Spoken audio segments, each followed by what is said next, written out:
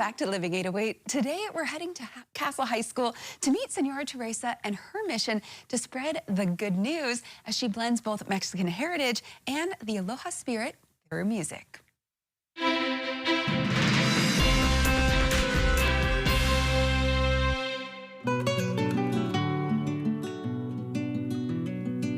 It all started in Mexico City. Teresa Brain grew up in a very close musical family. So I had a big family. We were 10 children in my family. So my father played the accordion, my grandpa played the bass, my uncle played the saxophone, and another uncle played the drums. So we were all musicians. So that's how my father started pushing me to play the guitar. Little did she know that being pushed on learning the guitar was the beginning of a musical journey. I went to a high school with the music, learned guitar and how to read music. After I finished high school, I went to the Conservatorio Nacional of Music to study classical guitar, which I took some years. But then we saw this group of boys playing rock and roll. So we say, why we don't make a group of women only to do this rock and roll? And with lots of hard work and practice, a group of 5 women called the Las Mariettes was born in 1959. Then we start performing in Mexico City in some of these theaters and clubs. And on the TV, we had a program called Max Factor. And it was every week, and we play music in that program. The Las Mariettes have left their mark not just on the charts, but quite literally in history. The all-female rock band celebrated a milestone, getting their handprints immortalized on Mexico's very own version of the Hollywood Walk of Fame. They called us from Mexico that they wanted to do this, put their hands on the wall. And so we were kind of debating to go. And I was going to send somebody in my place. But then my sister said, no, you have to go. So we went, and we play music in that big stage, and then we put our hands in that wall that is still there. The group got popular and started traveling all over the world, from Japan, Tahiti, Las Vegas, and eventually ending up in Hawaii, where Teresa met her husband. So we were at the Club Fuji, so they came to see us. And every night they came, invite us to have dinner or go around the island.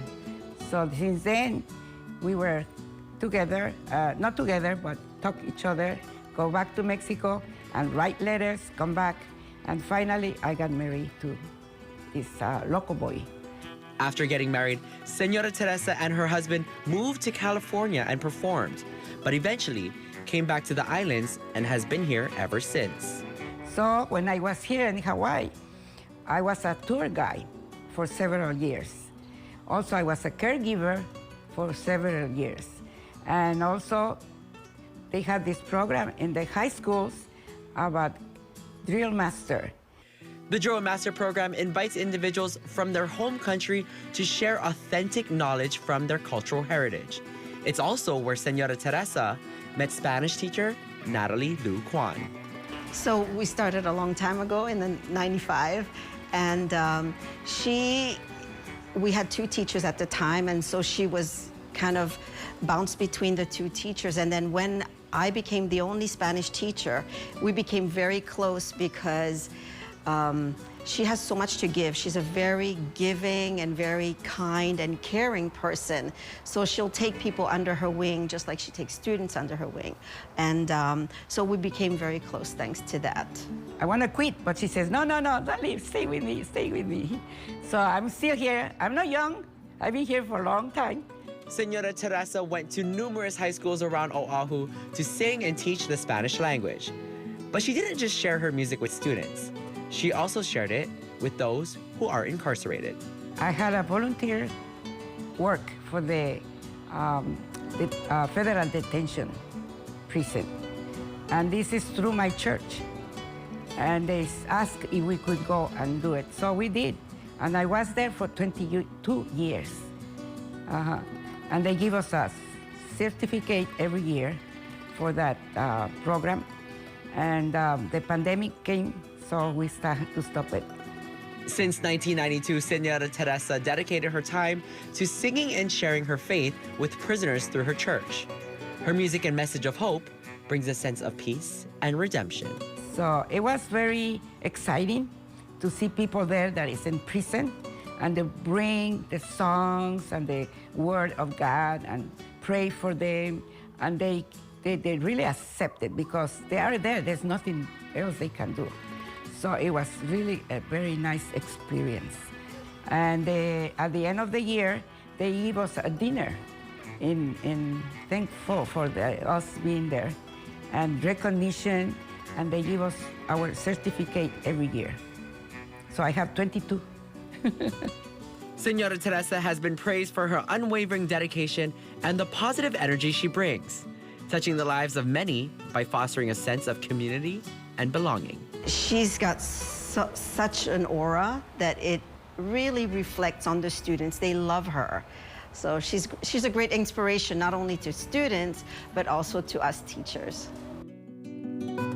Senora Teresa, she is so sweet, Kelly. She was so nice. And next week, Wednesday, just a little spoiler alert, you guys are gonna see, we might see her a little bit later. But right now, we are, we're just so happy to have met her. Like, she's such an inspiration, seriously. Yeah, and it's so incredible because I think when growing up, right, you think about your teachers. I think so many people that she's taught probably don't realize what an incredible life that she's had.